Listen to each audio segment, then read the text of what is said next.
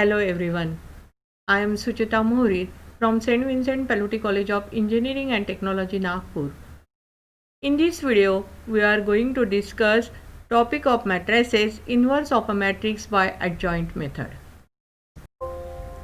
Main objectives of this video: students understand the basic concept of matrices and students are able to solve examples of inverse of matrix by adjoint method. Matrices is so important topic. It has so many application in different fields like business, finance, economics, computer graphics, cryptography, robotics and animation, and so on. Matrices is the rectangular arrangement of m number of rows and n number of columns, and therefore its order is m by n. Types of matrices: row matrix, that means one row and any number of columns. In column matrix, one column, any number of row. And in square matrix, number of rows equal to number of columns. Therefore here order in first one row, any number of columns, one column, any number of rows, therefore order is 4 by 1. Here number of columns, first number is row, second number is column, therefore here order number of rows equal to number of columns, therefore order is 2 by 2, 3 by 3.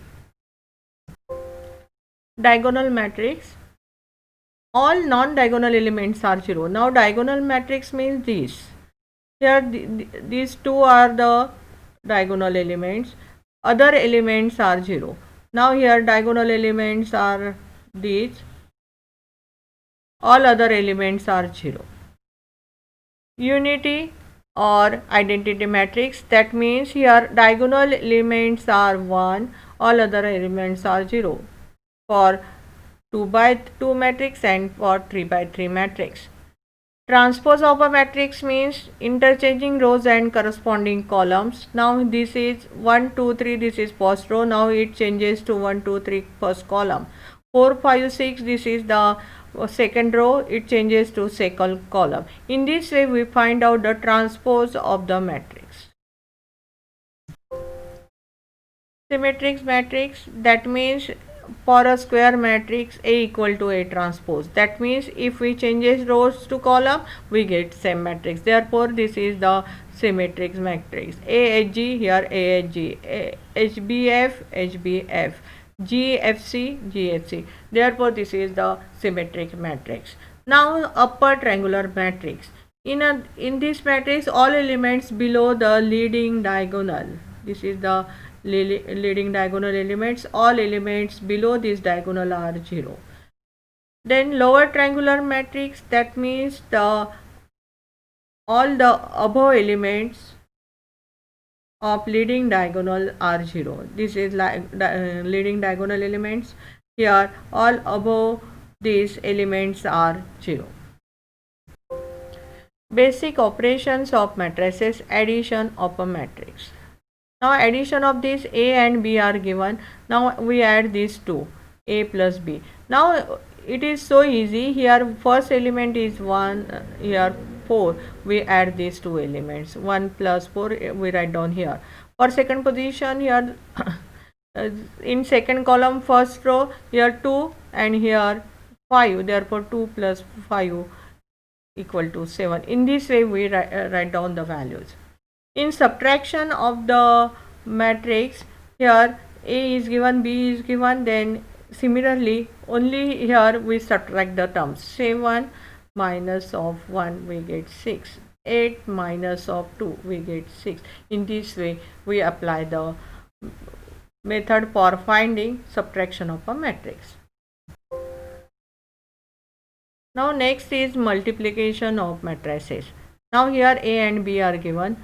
Here one condition is that if the column of first is equal to row of the second, then only we can multiply the terms, otherwise we cannot multiply, and if after multiplication we get 3 by 3 matrix.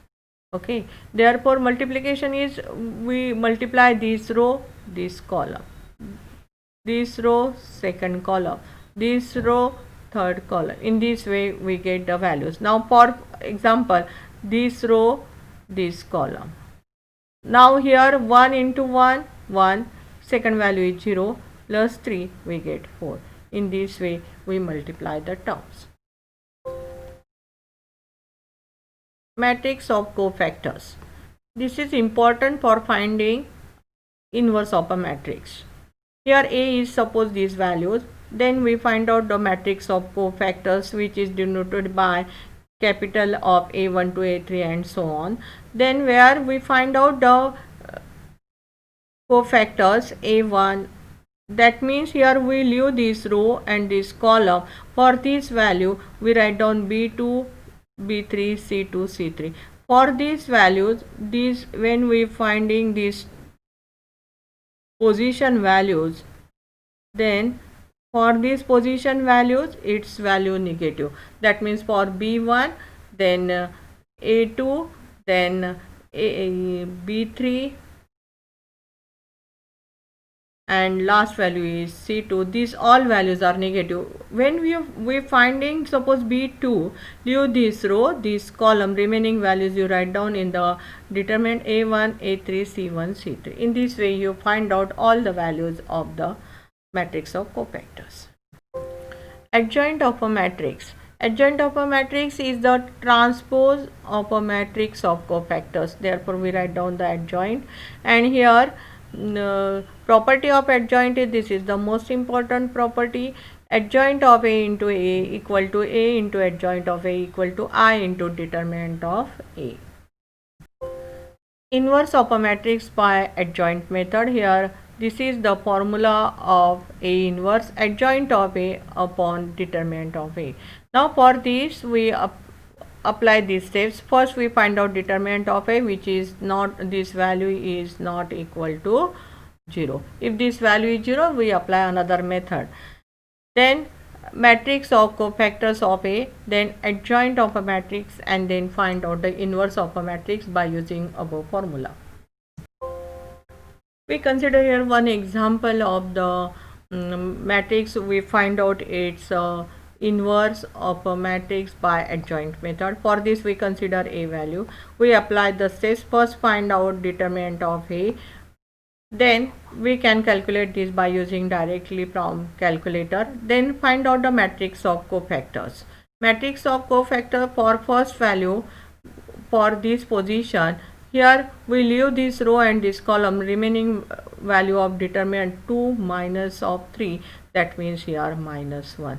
In this way we find out the matrix of cofactor, and then adjoint of A. Adjoint of A, that means the row changes to column. Minus 1, 8, minus 5, minus 1, 8, minus 5, 1 minus 6, 3, 1 minus 6, 3, minus 1, 2, minus 1. This is the adjoint of A.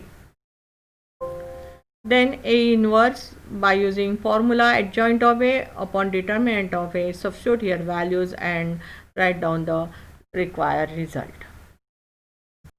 In this way we can find out the adjoint of a matrix by